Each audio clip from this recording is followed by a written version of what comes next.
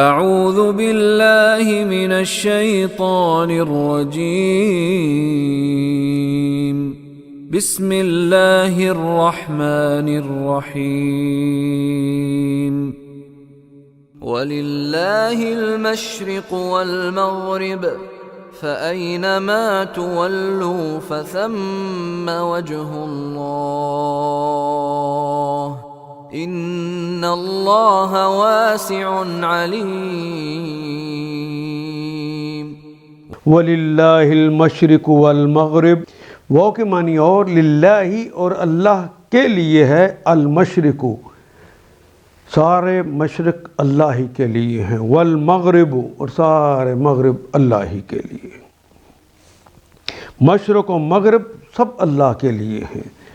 فَأَيْنَمَا، فا کا مطلب پس، اینما جہاں بھی، اینما جہاں بھی، تولو ولا یولو، تولو ولا اس نے رخ پھیرا ہے، یولو وہ رخ پھیرتا ہے یا پھیرے گا، تولو تم رخ پھیرتے ہو یا پھیرو گے۔ فَسَمَّا، فا کا مطلب پس، سما کہتے ہیں وہاں، ایک سما جو ہوتا ہے پیش کے ساتھ، اس کے معنی ہوتے ہیں پھر، ایک واقعہ ہوا پھر اس کے بعد دوسرا واقعہ ہوا، اگر ان میں درمیان میں کچھ وقفہ ہے تو سما کا کلمہ آتا ہے پیش کے ساتھ۔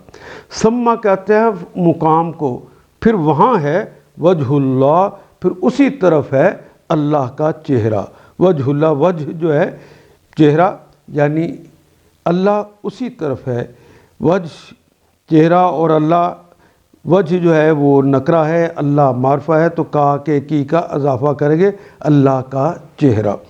فَثَمَّ وَجْهُ اللَّهِ، وہی ہے اللہ کا چہرہ، یعنی اللہ اسی طرف ہے۔ اِنَّ اللَّهَ وَاسِعٌ عَلِيمٌ، اِنَّا بے شک اللہ واسع، اللہ تعالیٰ بہت وسعت والے ہیں، علیم ازل سے ابد کا علم رکھنے والے ہیں، علیمہ یعلم، اور علم ہماری زبان کا کلمہ ہے، اور علیم فعیل کے وزن پہ آ گیا ہے۔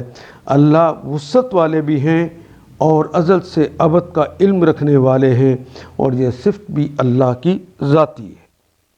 وَلِلَّهِ الْمَشْرِقُ وَالْمَغْرِبُ، مشرق اور مغرب سب اللہ کے لیے ہیں، جس طرف بھی تم رخ کرو گے اسی طرف اللہ ہے، اللہ کا رخ ہے۔